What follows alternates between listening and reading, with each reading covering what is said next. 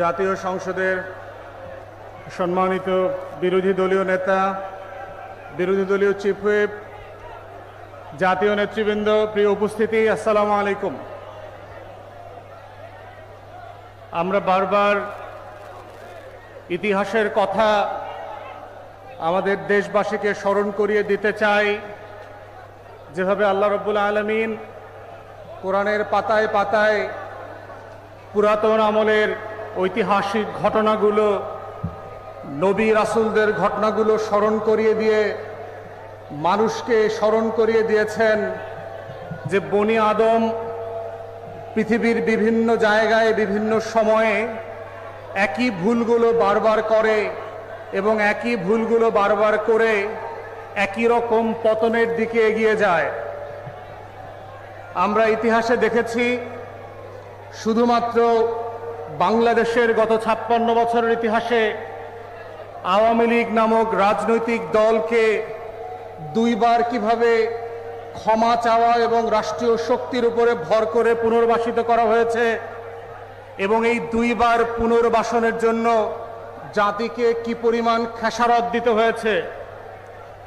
72 সালে আওয়ামী লীগের নেতা শেখ মুজিবুর রহমান যখন দেশে ফিরে আসলেন, আপনারা জানবেন অস্থায়ী সরকারে যাকে প্রেসিডেন্ট ঘোষণা করা হয়েছিল, তিনি দেশে এসে পর্যন্ত প্রেসিডেন্টের শপথ নেবার প্রয়োজন মনে করেন নাই।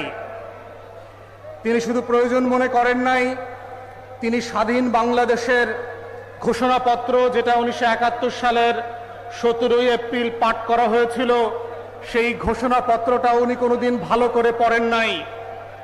সাম্য, মানবিক মর্যাদা এবং সামাজিক সুবিচারের ভিত্তিতে নতুন একটা বাংলাদেশ রাষ্ট্র তৈরি করবার প্রয়োজন কেন হয়েছিল সেটা তিনি কখনো বুঝবার চেষ্টা করেন নাই। তাজউদ্দিন আহমেদ ওনার বিশ্বস্ত সহচর ওনার লেখাতে এবং বক্তব্যে বারবার বলেছেন, শেখ মুজিবুর রহমানকে অনেকবার অনুরোধ করা হয়েছে মুজিবনগর সরকার ভিজিট করবার জন্য। তারা বারবার বলেছে যে মুজিব ভাই, গত 9 মাসের লড়াইটা, সংগ্রামটা আমরা কিভাবে করেছি সেইটা আপনাকে আমরা বলতে চাই, দেখাতে চাই। আমরা সীমান্তের ওই পার থেকে এসে কিভাবে মুক্তিযুদ্ধকে সংগঠিত করেছি, মেহেরপুরের বৈদ্যনাথ তলার আম্রকাননে কিভাবে নতুন করে আজাদির লড়াই তৈরি হয়েছিল সেটা আপনাকে বলতে চাই, বুঝাতে চাই। কিন্তু গত 3.5 বছরের বেঁচে থাকার ইতিহাসে শেখ মুজিবুর রহমান ন্যূনতম সেটা করবার, বুঝবার অথবা সাক্ষাৎ করবার, পরিদর্শন করবার কোনো আগ্রহ অনুভব করেন নাই। বরং তিনি যেটা অনুভব করেছেন, বাংলাদেশের পতিত লম্পট বামপন্থীদের প্ররোচনায় তিনি নতুন করে 4th সংবিধান করে বাংলাদেশের সকল রাজনৈতিক দল ইনক্লুডিং আওয়ামী লীগ নামক তার নিজের দলটা বিলুপ্ত করে বাকশাল নামক এক দল প্রতিষ্ঠা করেছেন। যেটা করবার মধ্য দিয়ে উনি প্রমাণ করেছেন যে 71-এর 17 এপ্রিল স্বাধীনতার ঘোষণাপত্রে বলা ছিল পাকিস্তান রাষ্ট্র থেকে আমরা কেন আলাদা হচ্ছি, সেই তালাকনামার প্রত্যেকটা ধারা উপধারা লঙ্ঘন করে বাকশাল করবার মধ্য দিয়ে শেখ মুজিব প্রমাণ করেছেন 71-এর যুদ্ধ যেহেতু আমাকে ছাড়া হয়েছে, এই দেশের জনগণকে ধিক্কার দিয়ে 4th সংশোধনী করে বাকশাল কায়েম করে প্রমাণ করেছেন এই দেশ আমার, আওয়ামী লীগের, শেখ পরিবারের, মুজিববাদের দর্শনে চলবে, 17 এপ্রিলের ঐতিহাসিক স্বাধীনতার ঘোষণাপত্র মোতাবেক চলবে না। এবং এই প্রসেসের মধ্য দিয়ে যেটা হয়েছে, শেখ মুজিবুর রহমানের নেতৃত্বে, শেখ পরিবারের নেতৃত্বে, আওয়ামী লীগের নেতৃত্বে, বামপন্থী পতিত কমিউনিস্ট পার্টিগুলোর বিভ্রান্ত নেতাকর্মীদের নেতৃত্বে বাংলাদেশে প্রথমবারের মতো হিটলারি শাসন ব্যবস্থা বাকশাল আকারে কায়েম হয়েছিল। এবং সেজন্য শেখ মুজিবকে চরমভাবে জীবন দিয়ে সেটার প্রতিদানও দিতে হয়েছিল। কিন্তু 21 বছর পর যখন তার মেয়ে ক্ষমতায় এসেছিল, তখন জাতির কাছে ক্ষমা চেয়েছিল এবং বলেছিল, একবার আপনাদেরকে দেশ সেবা করবার সুযোগ দেন। জনগণ ভুলে গিয়ে একবারের বদলে 2 বার ভোট দিয়েছিল।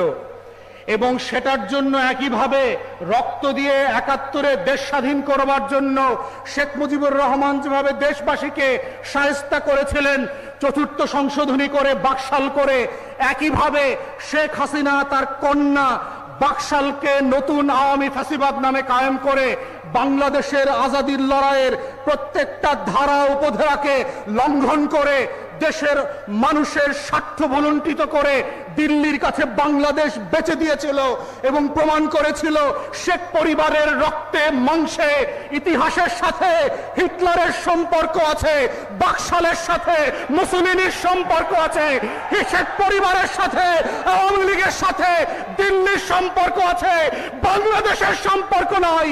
এদেশের ২০ কোটি মানুষের, মুক্তিকামী মানুষের আজাদির সম্পর্ক নয়, স্বাধীনতা সার্বভৌমত্বের সম্পর্ক নয়। বারবার বাংলাদেশের মানুষকে আজাদি থেকে বঞ্চিত করেছে এই আওয়ামী লীগ, এই শেখ পরিবার, এই শেখ মুজিব এবং এই দিল্লির দাসী যারা আছে, বাম পতিত তথাকথিত সুশীল বাংলু সিনিয়র বেকার সাংবাদিকের এই মূর্খ পালেরা এখনো আবার চেষ্টা করছে নতুন করে গণমাধ্যমে বুদ্ধিজীবিতায় কালচারাল ফ্যাসিবাদ কায়েম করে পিছনের দরজা দিয়ে আওয়ামী লীগকে ফেরত আনতে। আমাদের বক্তব্য খুব পরিষ্কার, আওয়ামী লীগ দিল্লিতে ফেরত আসবে, আওয়ামী লীগ কলকাতায় ফেরত আসবে, আওয়ামী লীগ সিলেটে ফিরবে না, ঢাকায় ফিরবে না, রাজশাহীতে ফিরবে না, খুলনায় ফিরবে না।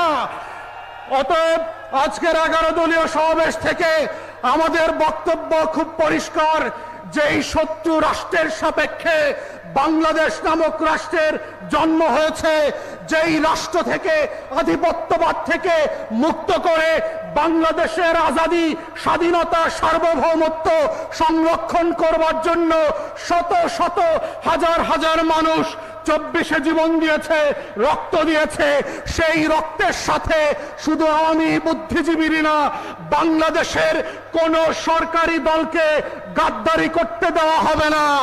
আমরা সরকারি দলকে বলছি পরিষ্কার করে, যদি আওয়ামী লীগকে পুনর্বাসন করবার চেষ্টা করেন তাহলে আপনারা 17 বছরের রাজনৈতিক রোজা রাখার প্রস্তুতি নেন।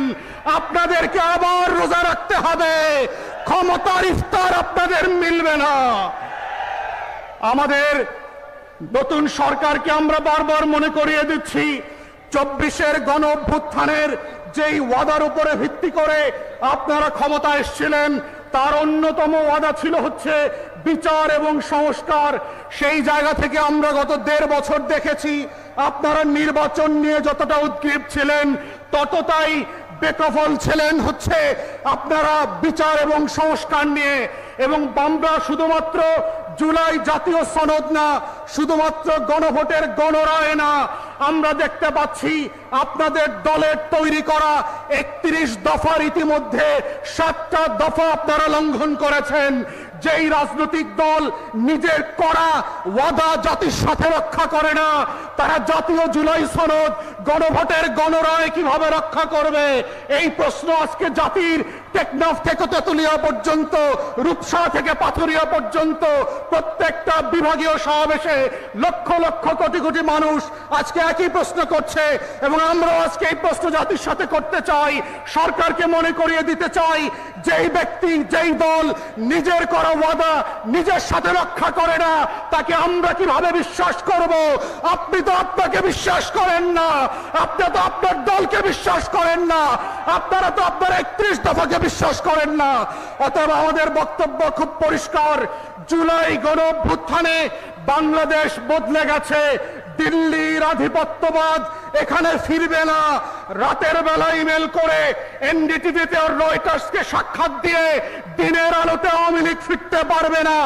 অতএব দিল্লিকে বলছি, আপনাদের পলিসি পরিবর্তন করেন। আওয়ামী লীগ ছাড়া নতুন বাংলাদেশের সাথে, নতুন ঢাকার সাথে আপনাকে সম্পর্ক করতে হবে।